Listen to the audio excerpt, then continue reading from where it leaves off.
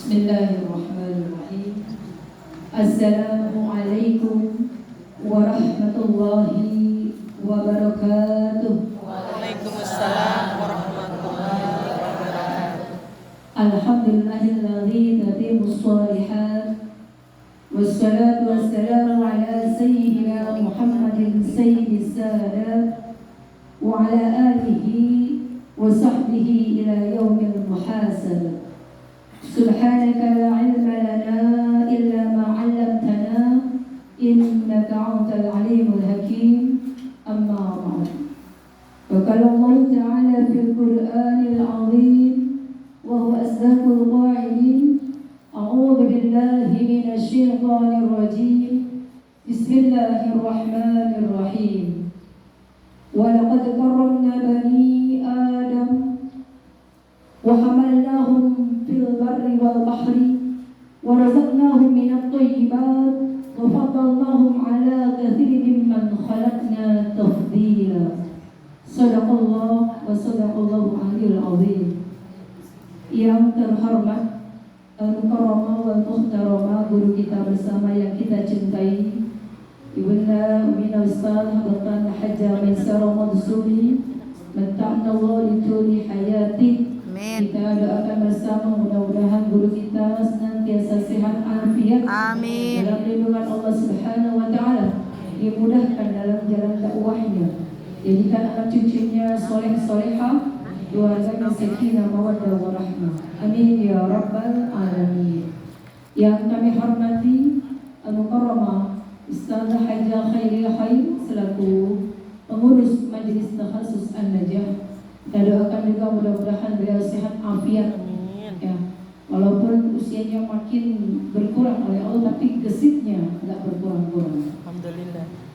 Alhamdulillah. Yang kami hormati para ustazah, para asatidzah yang dirahmati oleh Allah Subhanahu wa taala.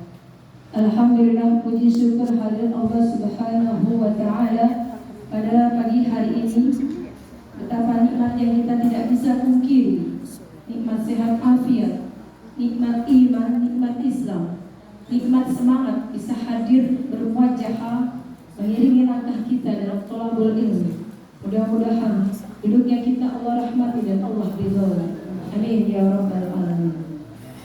Salawat serta salam senantiasa tercurah kepada baginda Nabi Muhammad sallallahu alaihi wasallam. Semoga kita adalah bagian dari umatnya yang senantiasa istiqomah mengikuti ajaran-ajaran dan sunnah-sunnahnya sampai yaumul qiyamah, sehingga nanti dalam surga Allah kita mendapatkan syafaatul uzma. Amin ya rabbal alamin. Hadirin yang berbahagia, izinkan pada pagi hari ini saya akan menyampaikan khutbah tentang mulianya manusia. Di ayat Quran yang saya sampaikan adalah surat Al-Isra ayat 70, surat yang ke-17, bahwa Allah Subhanahu wa taala telah memuliakan Bani Adam. Kemudian Allah angkut mereka dari daratan dan lautan. Allah berikan rezeki dari hal-hal yang baik, dan Allah lebihkan, Allah sempurnakan anak cucu Adam ini dari makhluk yang lain yang Allah ciptakan dengan kesempurnaan yang banyak. Bahwa manusia kita adalah makhluk yang paling mulia di antara makhluk-makhluk Allah, di antara para malaikat, para jin dan syaitan. Terbukti bahwa manusia pertama yang dipantaskan, diperintahkan oleh Allah untuk disujudkan yaitu Nabi Adam. Syaitan, para malaikat harus bersujud kepada Nabi Adam. Kita dimuliakan dalam itu. Mulia yang kedua, karena Allah telah menjadikan kita khalifah di muka bumi, sebagaimana Allah firmankan dalam Al-Quran surat Al-Baqarah ayat 30. A'udzu billahi minasy syaithanir rajim. Bismillahirrahmanirrahim. Wa idh qala rabbuka lil malaikati inni ja'ilun khalifatan fil ardi khalifah. Qalu ataj'alu fiha wa yufsidu wa yasfiku ad-dima' ma yufsidu wa yasfiku ad-dima' wa nahnu musabbihul qaddisul qala inni a'lamu ma la taf'alun ma la ta'lamun. Bahwa Allah berkata kepada para malaikat, sesungguhnya aku ingin menjadikan khalifah di muka bumi. Malaikat menjawab, ya Allah, mereka itu, manusia itu tukang menumpahkan darah. Manusia itu suka melakukan kerusakan. Kenapa engkau jadikan manusia sebagai khalifah? Padahal kami para malaikat selalu memuji, selalu mensucikan namamu. Tapi kata Allah, aku lebih tahu apa yang engkau tidak ketahui. Para hadirin yang berbahagia, mulianya manusia karena kita memiliki dua dimensi, dimensi fisik dan dimensi psikis. Jika itu kita masukkan ke dalam unsur-unsur ajaran ilahiyah, maka manusia menjadi sempurna. Kemudian manusia juga bisa dijadikan sebagai manusia yang sempurna ketika manusia itu telah dimensi fisik dan psikis membingkai secara harmonisasi dengan bingkaian ilmu, akhlak dan amal soleh. Kemudian manusia yang bertakwa pun disebut manusia mulia. Ketika manusia itu sudah mencapai tingkat ketakwaan, bahwa manusia sudah mencapai kepada proses ketaatan kepada Allah, ketaatan kepada Rasul. Kemudian manusia itu juga sudah mencapai proses kepada penghambaan kepada Allah karena ia memiliki ilmu, amal dan akhlak yang tentunya saling bersinergi. Orang yang paling taat di sisi Allah adalah orang yang paling bertakwa. Inna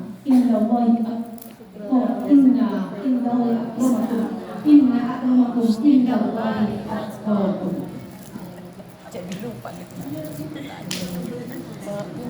Sampai-sampai Allah memuliakan kita dengan berkali-kali menyebut nama kita. Kata An-Nas, Allah ulangi, Allah sebut 241 kali dalam Al-Quran. Kata Al-Insan, Allah sebut 65 kali dalam Al-Quran. Kata Al-Ins, Allah sebut sebanyak 18 kali dalam Al-Quran.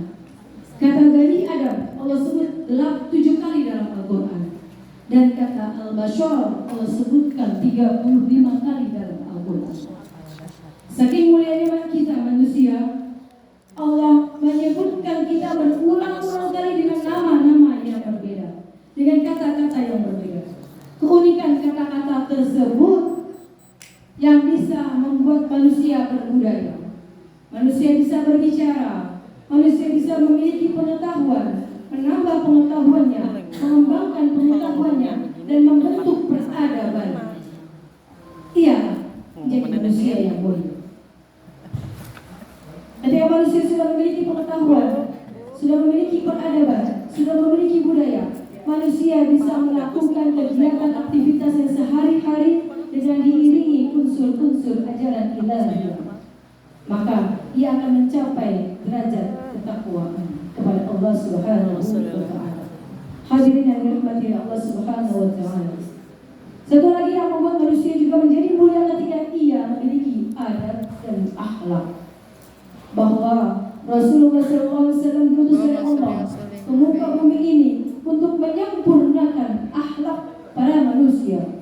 Maka kita sebagai umatnya Rasulullah, ayo kita ikuti, kita teladani, kita role modelkan Rasulullah SAW yang memiliki akhlak sempurna, yang memiliki adab yang maha agung.